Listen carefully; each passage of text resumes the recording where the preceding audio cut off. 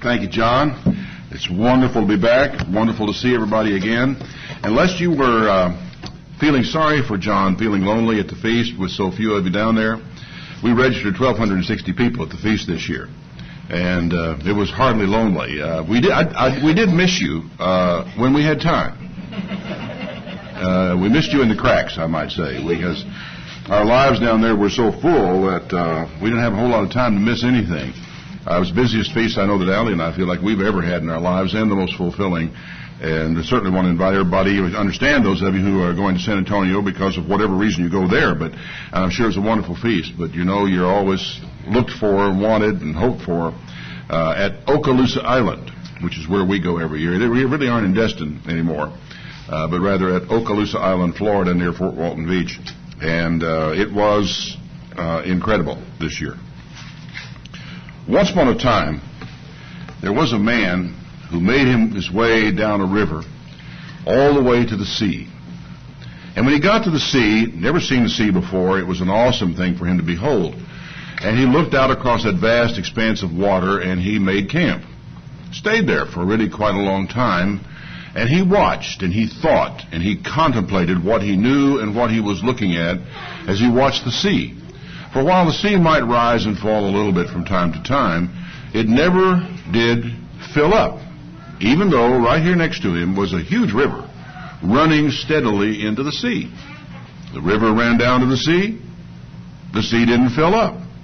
And being a rather intelligent sort of fellow, and a thoughtful sort of fellow, he had to try to find in his mind some way of understanding what it was that he was seeing, because he knew from the stories he heard from his parents and his grandparents, and that they had passed on down from generation to generation. That river had always been there. River had always run. And sometimes it had flooded, and a humongous amount of water had gone down that river to the sea.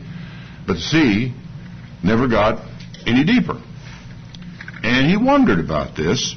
He came to the conclusion that what had to be going on was that through whatever means, the water that was flowing to the sea was finding its way back up above the river somewhere and coming down the river again, so that it went down the river to the sea, back up to the top, and down the river again. This is a simple observation for this fellow to make, because he was, in his own way, in his own time, something of a scientist.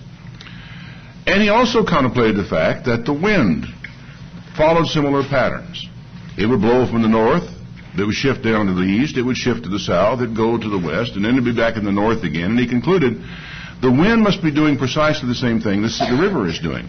The water goes down to the sea, goes back and comes around again. The wind goes by me this way. Pretty soon it goes by me going back the other way. So the wind also makes these long circuits as everything goes around and around in its deal. And I've noticed also, he thought to himself, the sun goes down in the west every day, and it comes up in the east. It does not come back from where it went and go back the other way.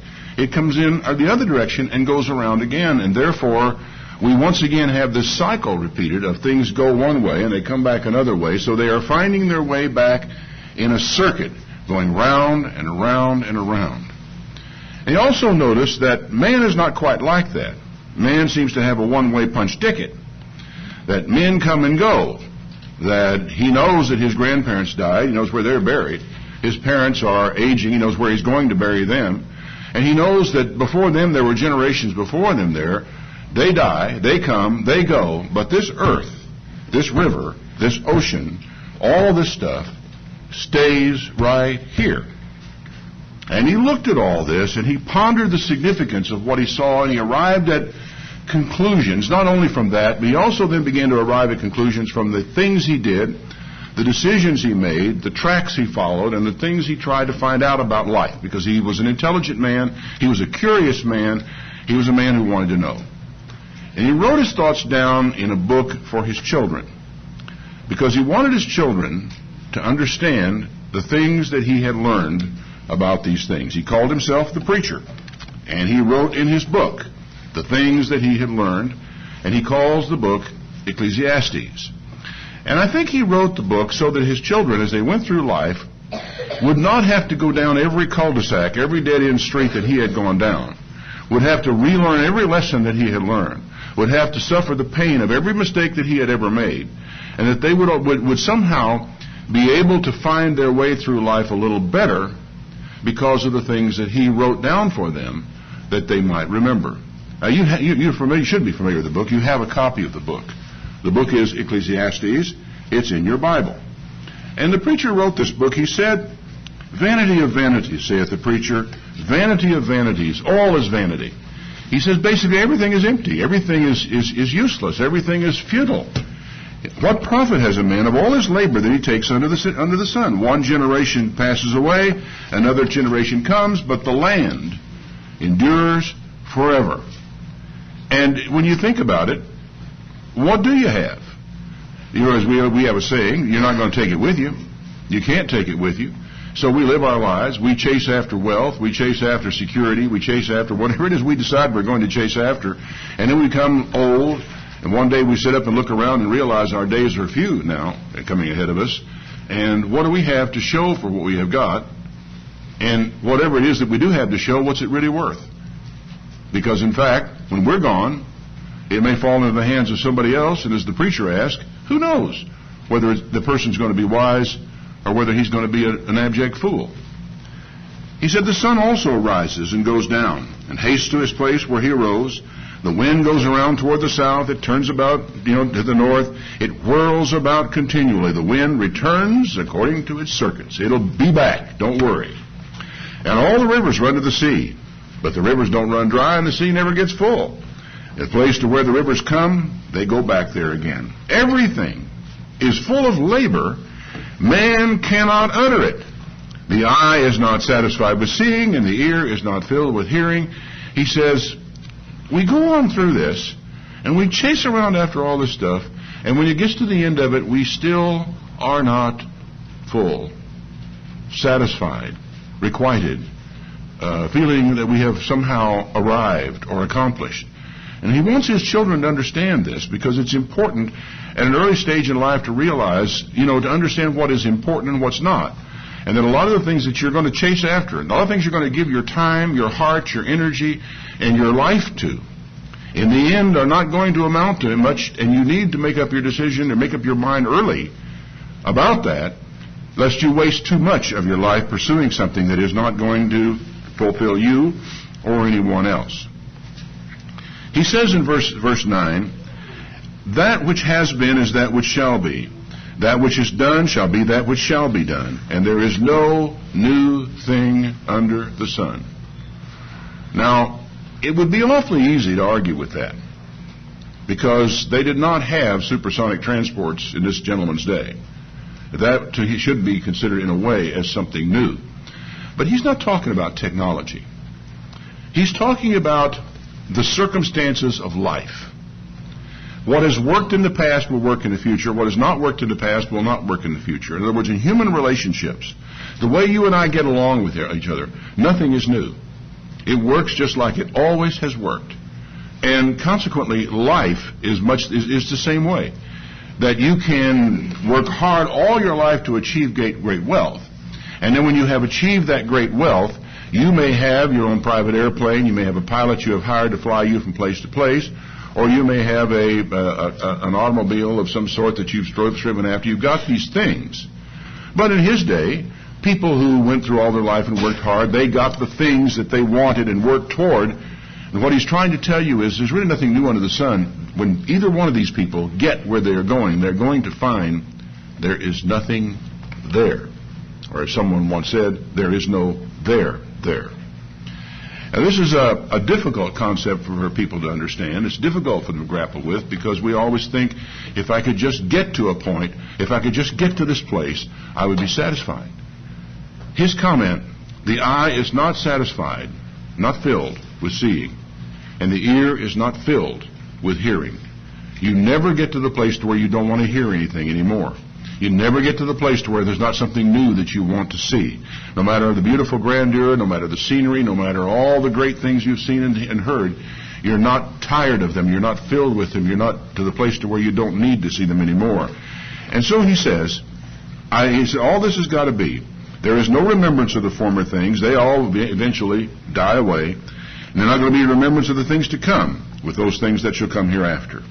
I, the preacher, was king in Jerusalem over Israel. I gave my heart to seek and to search out by wisdom concerning all things that are done under heaven.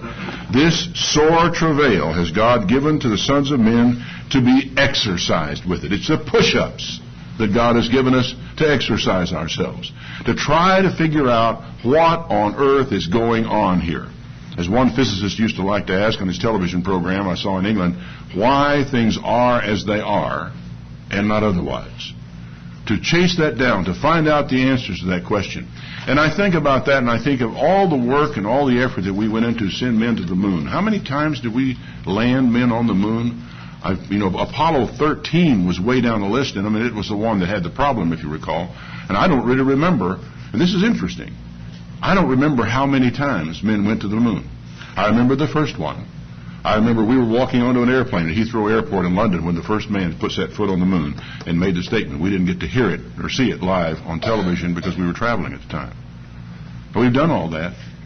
And you know what's odd about this is no one really seriously wants to go back. There is no moon program, although it's within our grasp. We've done it before. We could do it again. But no one wants to spend the money. No one wants to go there. Was it worth doing? What did we bring back? A bag of rocks? We proved we could go there. We proved we could do it. And I'm sure it was an awesome experience for the men who did it. But what do we have to show for it? We have some technological things we learned. We developed, and because of the driving engine of the space race, we developed a lot of technology, which is probably useful for us in defense. But, really, is there anything that makes us really want to go back? Not really. Men talk about going on to Mars, a manned mission to Mars, and someday they'd like to do that. And if we're around here long enough, I expect they will. And when they get there, they'll find roughly the same thing they found when they got to the moon. Dirt. And they'll come back, and then we will perhaps make one or two missions, or it'll be somewhere, but somebody will then decide, do we really want to keep spending money on this, or aren't there other things that we would rather do with our resources than keep on charging off to the moon? He said, I've seen all the works that are done under the sun, and behold, all is vanity. That's futility and vexation of spirit, otherwise a striving after wind. Everything is just striving after wind. We fight, we struggle, we work, we sweat, and when we get through the whole thing at the end of it, what do we have to show for it? If we're lucky, food on the table, clothes on our back, and shelter over our heads, and maybe a few things to play with in our spare time. That which is crooked cannot be made straight, and that which is wanting cannot be numbered. All right. Children, says the king, the preacher, I want you to understand something. You're going out into the world, and you're going to find a lot of crooked things out there. You're going to find a lot of things that are lacking. You are going to find such an abundance of things that you think you can fix that it will drive you crazy if you go through life trying to fix all of them. The things that are wanting, the things that are lacking, the things that are needing, the things that aren't quite straight yet. These things are out there in greater numbers than human beings are, greater numbers than you can imagine, and whenever you solve this problem, all you have done is present yourself with the problem on the other side of this problem. One of my axioms of life is that the solution to today's problem is the cause of tomorrow's problem. And you will find, the older you get, the truer that is, that when you solve this problem, all you have done is opened the door to another problem. And that's just the way life is, children, the man might say to his kids. And it's an awfully good thing for you to know this before you walk out the door into the world, and to realize this, so that you don't play Don Quixote out there. You don't go charging out, tilting at windmills. You don't go trying to rescue women who aren't even in distress. You don't go out there fighting all these battles that are, A, not yours to fight, and that if you do fight the battle and you do resolve the problem, you will find that there is really no permanent solution to the problem you're talking about. I look at what's happening now in Iraq with the efforts that our government and our military are making in Iraq, and frankly, I support the president and what he's done in Iraq. I support him in the war on terror. I support what we're doing and so forth. And I fear that in the end, we are going to find that what we have done is grasp a handful of wind, and the reason is not going to be as has been suggested, that we had no plan. The reason is going to be is that there is no workable plan. That no matter what plan you go into Iraq with, you still have to deal with Iraq. That's the problem, and that's the worry. Yet I think the war has to be fought. I think if we don't fight the war there, we will be fighting it here, and I would rather fight it there than here. And I think most sensible people would agree with that. So, fight on we must. But as Solomon said, it's all an exercise in futility in the end. Because if anybody who really knows that much about Islam and about the Arab peoples realize that trying to bring any type of resolution or democratic change to that country is going to be an exercise in futility. For we may be able, probably will be able, to bring about a democratic sort of form of government there. We probably will be able to pull most of our troops home someday. But we will have left behind us another problem for someone else to fight. Someone else to fight another war, because the wars among the Arab peoples will never end. As one Arabist once said, those people have never been united at any time in their entire history except under force of arms. If we think we're going to change that, well, we can think again. We may be able to resolve the problem. We are resolving it under force of arms. One day we will bring our fat boys home. It may even be next year. It wouldn't surprise me at all if most of our guys start coming home next year. I will never imagine for a moment, and I don't think the President will imagine for a moment, that that problem is solved. Because I do not believe that it will be solved in our lifetime. The problem of the war on terror is another 100 years war if we are lucky. In fact, it may be a war that goes on, probably will be, until Christ returns. But his point, I've seen all this. That which is crooked cannot be made straight. That which is wanting cannot be numbered, is one of the truest things of life. And if you ever want to get a really good feeling for this, every night when you go home, tune in one of the news channels that specializes in debate, that specializes in getting talking heads on, one guy on one side of the issue, another guy on the other side of the issue, and letting them yell at each other for a half an hour or an hour. And you will, if you think carefully about what you're hearing, what you're going to be hearing is these people are going to be saying, this is a problem, I have the solution. Another guy will say, no, I see the problem, but I have the solution. And they will talk about this until the commercials start cutting them off. And then they'll bring in two more talking heads. And they will present another problem. And they will talk and talk and talk about that. And if you listen long enough, you're probably going to come to the conclusion none of them have any idea of how to solve this problem, because there is no solution to the problem. Just like there is no solution to the problem of the Arab peoples. If there were, they would have solved it themselves a long time ago. This world is, according to the preacher, in a mess. What is crooked can't be made straight. What is wanting cannot be numbered.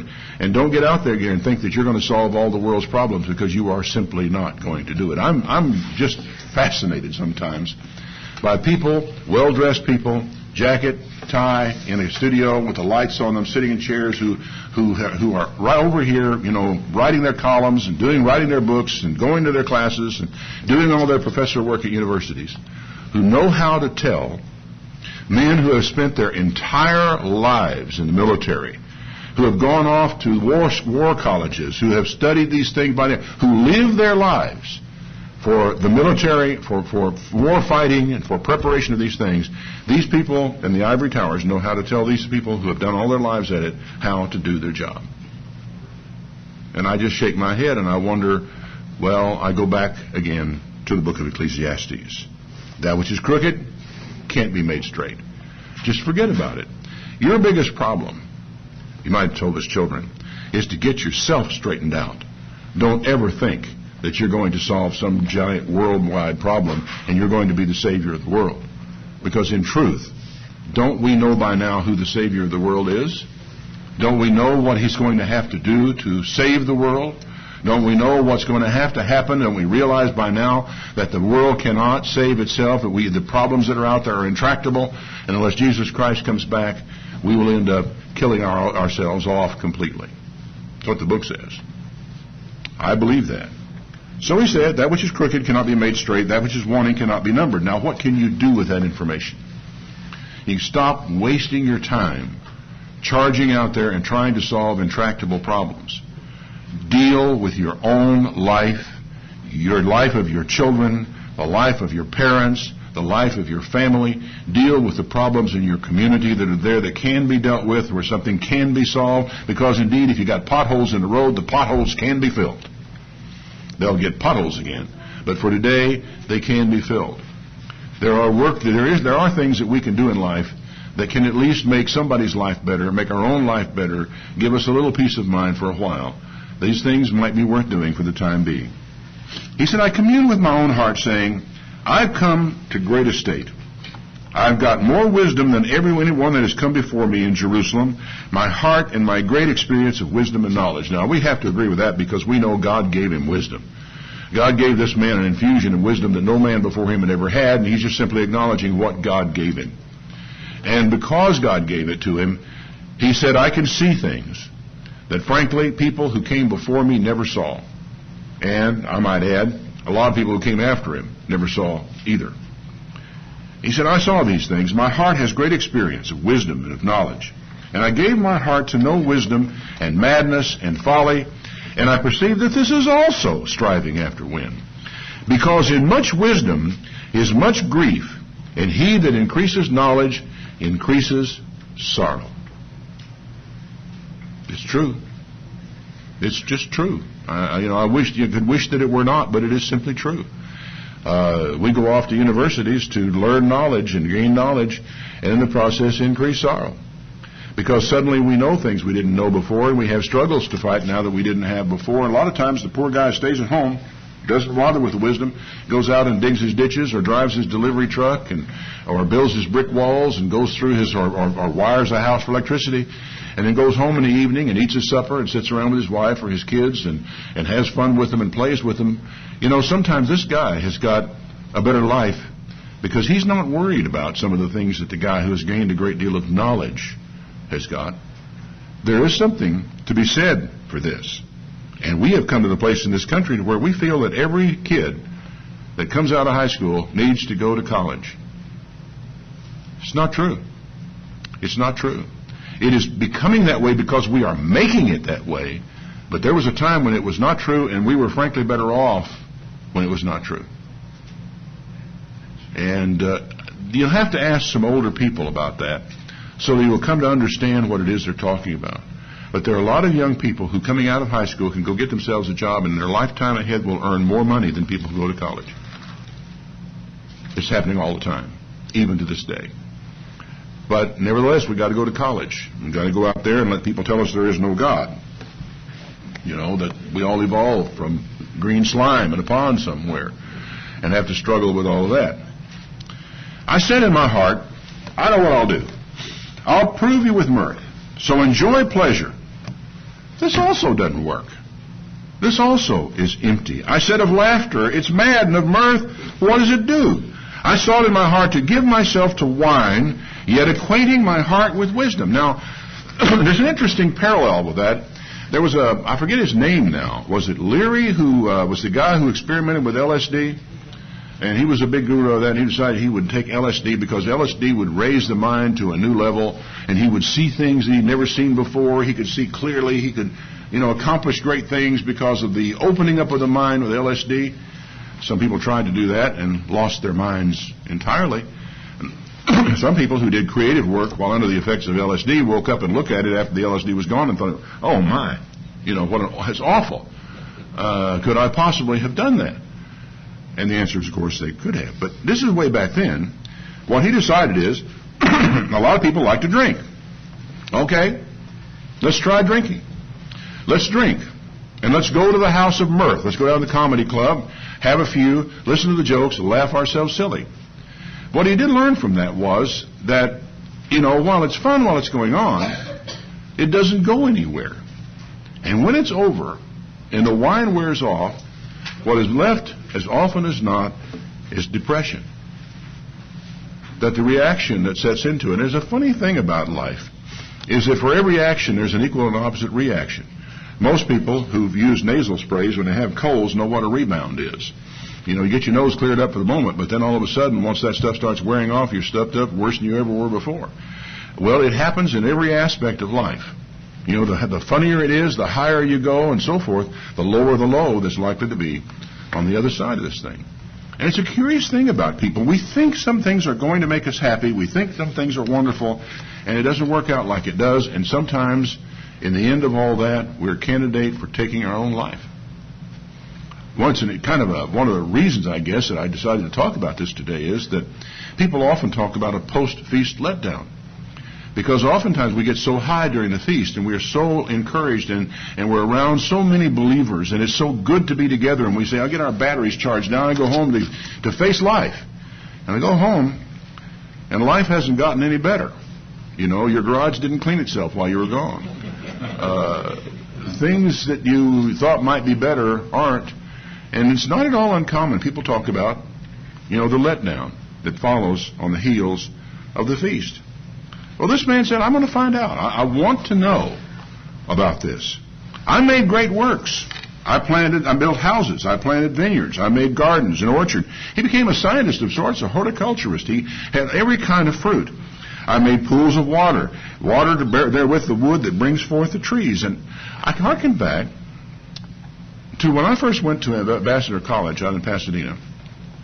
One of the things that we were all involved in out there was the building of the campus. You know, because it had been purchased as I think 3 old houses that were bought there, back in the old days of high Pasadena wealth, and they were like elephants now. The college bought them, and they turned them into classrooms and dormitories and so forth, building for the college, and it was good. Pasadena was happy because it improved that end of town, and it really improved it in ways that they never imagined, because Herbert Armstrong, the founder of the college, really believed in building things up. And so he made pools and streams, and we planted trees. I remember one day I was standing there, and a huge truck comes in there, and I thought, what's this thing doing here? And behind it, another one with a tree on it, and this big crane is used and picks up and plants a full-grown rubber tree in the middle of that campus up there. Full-grown. I mean, it was not just a little old tree to grow up later. It was the real thing right now. And it just boggled the mind what was happening here. And so he went all about there. I mean, I was part of it myself. I was out there digging ditches and hauling away concrete forms and helping to put this whole thing together. And then it was done.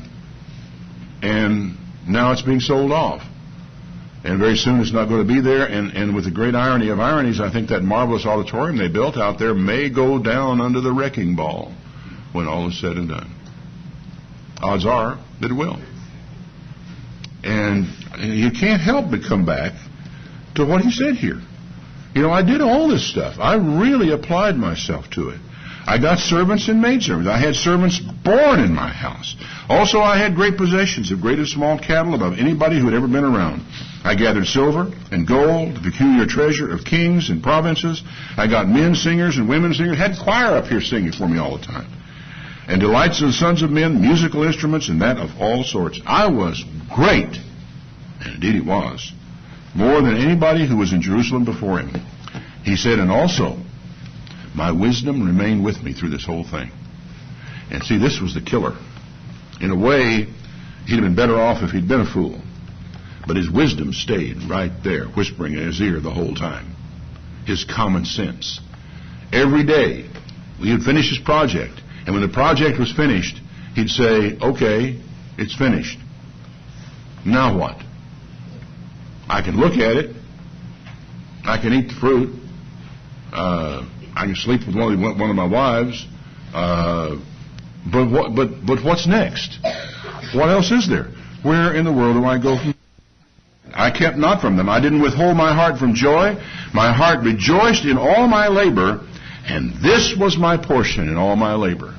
Now, I don't know if you understand what he said there.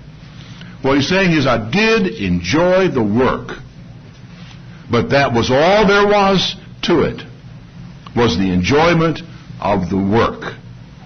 You know, I may have told you this story before, but I learned this lesson before I ever started school. The funniest thing, you know, they were across the street from the house where I was living at the time.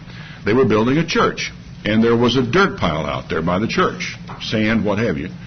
And I used to run across the street there with my little cars and toy trucks and a little, piece of wood to grade roads with. And I would spend a whole afternoon grading, making roads, and, really working like a beaver, an engineer, putting all this stuff together. And then I would roll my little trucks and cars over these roads. It was so wonderful. And Mother always called me into dinner or something before I ever finished. And then it would rain and it was all gone. I had to do it all over again. And I so much enjoyed it. One day, I don't know what happened, but I kind of got through. I got my roads, got my cars, rolled them over a few times, and Mother didn't call me. And suddenly it dawned on me, and this is a very young age for this kind of thing to be dawning on you. I realized that the joy of what I was doing was in the building, not in the playing. Although the building was itself play, but still it was the building that was the joy, and not the having that was the joy. And I am so grateful that somehow crossed my little pea brain when I was such a young kid, that it stayed with me all these years to realize that it is in the building that the joy is found, the work that the joy is found. Because when it's all finished, there's nothing to do but stand back, put your hands in your pockets, and look at it, and your eye is not satisfied with seeing. That's what he says. That's what it was all about. So I turned myself to behold wisdom and madness and folly, for after all, what can a man do that comes after the king? Only what's already been done. And so I have spent my entire life doing what's already been done. And someone that comes along after us will spend his entire life doing what's already been done and repeating some of the stuff that we've done. And I saw that wisdom is better than folly. As far as light excels darkness. The wise man's eyes are in his head, the fool walks in the dark. And I perceive, though, that one event happens to both of us. Now, having common sense is better than being stupid. But I have to admit that in the end, both the wise man and the fool end up exactly the same way. Dead. Under 6 feet of dirt someplace. If he's lucky, somebody buried him that deep. So that's what happens. And he says, there is no remembrance of the wise or the fool forever, seeing that which it now is in the days to come shall all be forgotten. And how does the wise man die? Just like the fool. Therefore, I hated life. Wow. Here's a man, incredible man, who came to the place, I don't think he ever contemplated suicide, but he came to the place to where he said, I hated life.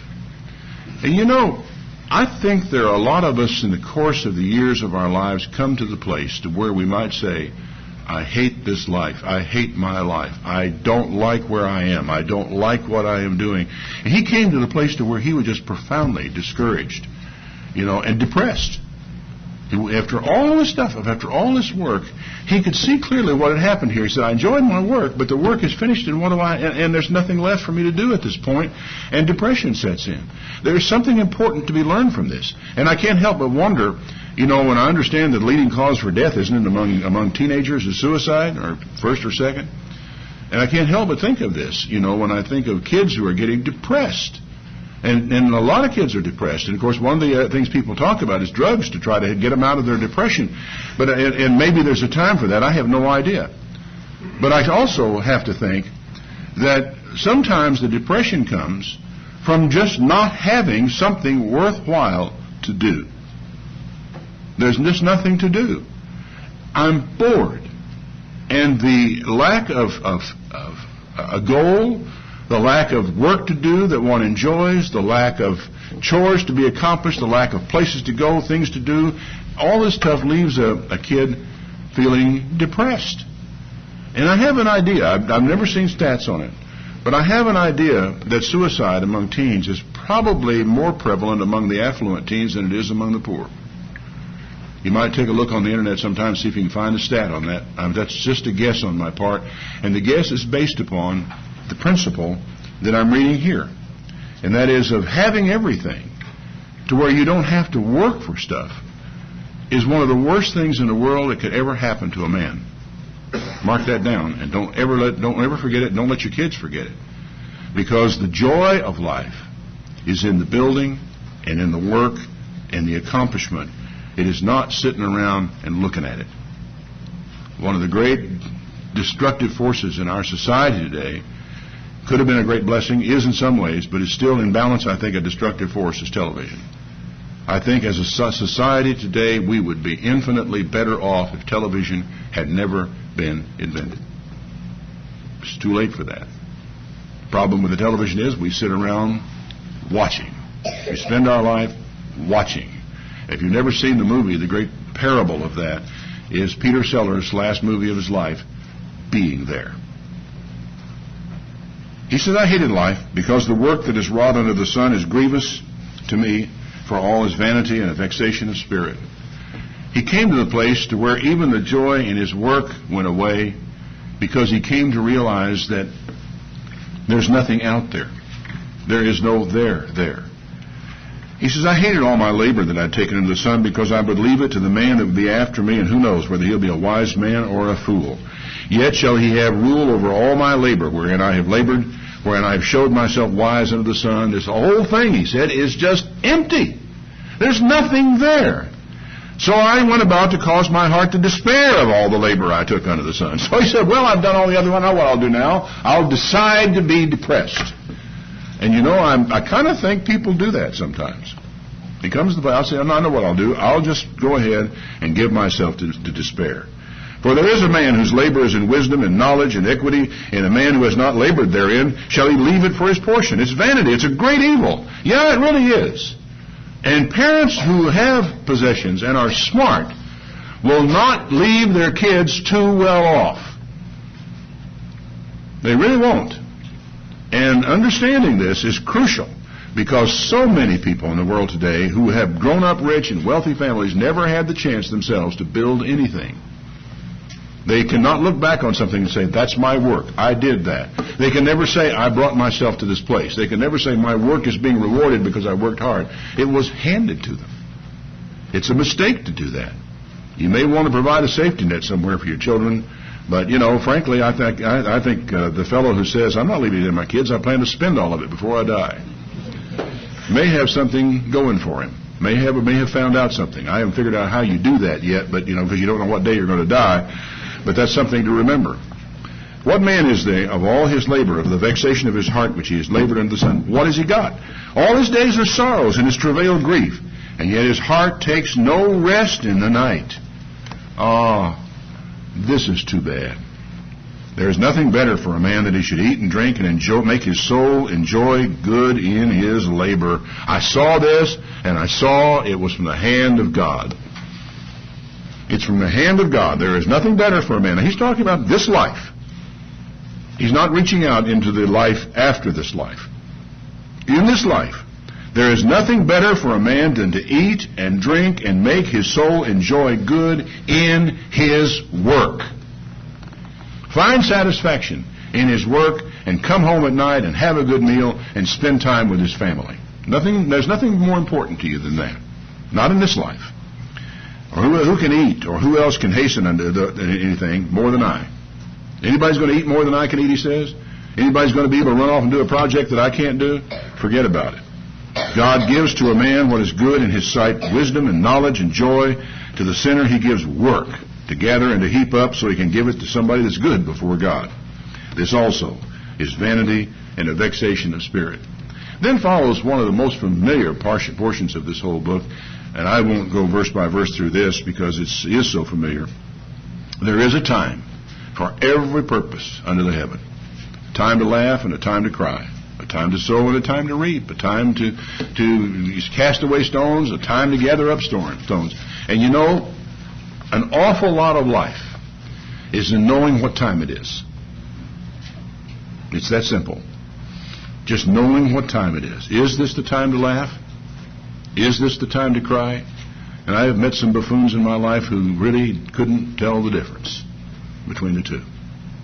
Just know what time it is. He continues down in verse 11. He says, He has made everything beautiful in His time. He has also set eternity in men's hearts, yet so that no man can find out the work that God makes from the beginning of the end. Now this is a really important thing to know. That in your genetic code, God has placed eternity. It's in there. Not that you can live forever in the flesh, But what He has done, He has made it so that man will never be complete in the flesh. He has made it so that you're always yearning. You're always looking. You're always wondering what's out there. You're always reaching for something that you can never quite reach in the flesh. And that's the way God wants it to be. And He has done it in such a way that you can never find out the work that God is doing. You can't find out the end of it from the beginning. So give it up. I haven't managed to give it up yet. I still keep wondering. I still keep looking out there. I still keep wondering. And the reason I keep doing that is because He has put it in me to look. So we look. So we speculate. So we wonder. So we look out at the stars and we say the earth, and then not the earth, but the universe out there looks like the scientists tell us is now something like 13.8 billion years old, give or take a couple of 100 million years. And you wonder, what's God been doing all that time? And what's out there? And as the line in the movie Contact was, well, if there's nothing out there, it's a terrible waste of space. And I think I agree with that. But yet again, I cannot know. He has caused me to want to know, yet so that I cannot find out.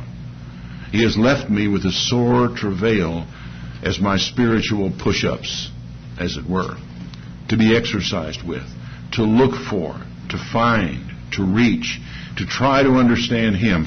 He's put it in us. We can't help ourselves. We've got to look. And yet He's put it in such a way is that we're not going to find out. Not in the flesh. I guess it's important, because if He hadn't been, He wouldn't have made us this way. I know that there is no good in them, but for a man to rejoice and do good in his life, and also that every man should eat and drink and enjoy the good of all his labor, that is the gift of God. Enjoy your labor. Eat, drink, enjoy your work. That's what God's given you, and that's what He wants you to do. There is so much in this. I'm going to pass over the center part of it and leave it for you to maybe prop your feet up sometime with a beverage and stare off into space and think about some of these things. And also suggest to you that this is good stuff for you to think about relative to your children. This man wanted his children to have a perspective on life. He wrote this book to give them an attitude adjustment. To tweak their attitude. To go into life with an attitude, with a perspective, with a realization of what life is all about and what it's not all about. To know where those things that are a waste of your time and your talents and your energies. To know what's going to be of value to you and what's not going to be of value. Take some time with your children on this. It's time well spent. He says in chapter 11, cast your bread upon the waters, you'll find it after many days. This is an obscure expression. You kind of wonder, what in the world is he talking about? I think what he's saying is this. You've got to take chances in life. Casting your bread upon the waters, you just toss it out there and downstream it goes. He says basically, be generous. Turn loose the stuff. Let it fly. Let it run. Even of your kids, sometimes you have to cast them on the waters to let them go down, as Moses was allowed to go downstream and get, in a little basket. Sometimes this is the way we have to live our lives. We have to learn to let go. Give a portion to 7 and also to 8, because you don't know what will be upon the earth. That is, be generous to the people around you. You may need their help sometime downstream. Chapter 12, verse 1. Remember now your Creator in the days of your youth, when the evil days don't come, nor the years draw near, when you say, I have no pleasure in them. And if you visit an old folks' home, and I think it's a good idea. I really like the way in some cases they've taken the teens to the old folks' homes to sing songs to them and so forth. It's good for young people to go there and to spend time with those people for their sake, for the old folks' sake. It's also good for their own sake, because these are the days in which people don't take a lot of pleasure. They can't hear like they used to hear. They can't read sometimes anymore unless someone will sit down and read to them. They can't enjoy music. They don't enjoy food because sometimes they can't eat it because it doesn't agree with them anymore. In other words, for every one of us out there will come the days in which we will say, I just don't have any more pleasure in these days. You may not be ready to give up your life, you may not be ready to die, but you know that is coming and you've got to give it up. What he's saying is, remember your Creator in the days of your youth. before these days come, don't wait, when the sun or the light or the moon or the stars are not darkened, and the clouds return after the rain. In the day when the keepers of the house shall tremble, and the strong men bow themselves, and the grinders cease because they are few, and those that look out of the windows be darkened. The imagery, the poetic imagery here is of a person who is drying up and slowly be getting ready to die. He said these things are going to come. The analogy is almost like a time of famine, when there's no food in the streets and the whole town the windows are closed, and people rise up at the sound of a bird saying, well, maybe that's food, that we can go get something to eat. He says, do this before, in verse 6, the silver cord is loosed, or the golden bowl is broken, or the pitcher is broken at the fountain, or the wheel is broken at the cistern. Then shall the dust return to the earth as it was, and the spirit shall return to the Lord who gave it. Vanity of vanity, said the preacher, all is vanity.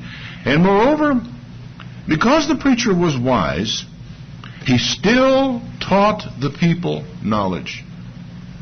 It's interesting. Having gone down this path, having become so disillusioned in many ways with life, and as I've said before, to whatever extent we carry illusions, disillusionment is necessary. Having been so disillusioned in his way, he said, nevertheless, because I was wise, I kept right on teaching the people knowledge. Yea, he gave good heed and set in order many proverbs. The preacher sought to find out acceptable words, and that which was written was upright. They are words of truth. And we all know that God inspired this man, that God gave him all this wisdom. And God sat on his shoulder, speaking as it were, as he wrote it all down, and saw to it that he actually recorded, because he wanted us to know these things. He let this man go through this difficult struggle in his life, which, frankly, if you didn't know what he knows, would never bother you. He said the preacher sought to find out acceptable words. That which was written was upright, even words of truth. The words of the wise are like goads. They give you a prod every once in a while in the seat. And they're like nails fastened by the masters of assemblies, given from one shepherd. And further, by these, my son, be admonished. Of the making of many books there is no end, and much study is a weariness of the flesh. It is so true. So true. I find myself falling into this trap every once in a while when I browse the internet, and I'm always studying and always researching stuff, and I keep coming across books, and I say, I got to read that book. I find, I got to read that book. And then I have to read. Some days, I guess I should remind myself, look, Ron, of the making of books there is no end. There is no point in your having all these books. You haven't read the ones you've got. I'm often reading 2, 3, 4 books at a time, being slightly ADD, I suppose. But he said, understand this, and much study is a weariness of the flesh. I think what he's telling us is, you don't have to read every book. You don't have to do all the study in the world. There is some study that's crucial to you, and you must do it. But understand it, there is a point beyond which it's really not, it's a waste of time to go. Tell you what, let's hear the conclusion of the whole matter. Fear God and keep his commandments, because this is the whole man. This is what, for all the stuff he comes to, fear God and keep his commandments, because this is the whole man. And I think the thing that comes to me the strongest as I read through Ecclesiastes, and I do it many times, and often, at least once a year, I'm sure I read this book, is the realization that this life is an exercise in futility except for one thing. It is a preparation for another life. It is the anvil upon which we are being hammered out into something very different from what we are today. And I have to think that for him to do all this with us, he must have something in mind to do with us, because it is as though he is making tools. He puts us on the anvil and hammers us into shape. What for? If it is not for a purpose, if he doesn't have something in mind, if he's not taking us somewhere to do something, why should we have to do those things? Why should we have to endure the hammering? Why should we have to go through the futility? Why should we have to run around in the rat race of this world like we do and go, solve one problem and then solve another one? After all, but he did tell us it's what he gave us to be exercised with. It is our spiritual push-ups. He says, do this, fear God and keep his commandments. For God will bring every work into judgment with every secret thing, whether it be good or whether it would be evil. It's a good book that he wrote for his children, and I think there is a timely way in which all of us ought to take time to sit down and read through it and talk about the book to our kids, so they can learn that the whole man is to fear God and keep his commandments, realizing that God has set eternity in our hearts, yet so we can't find out the end from the beginning, but so that we will know that the end is out there, and it is out there for us.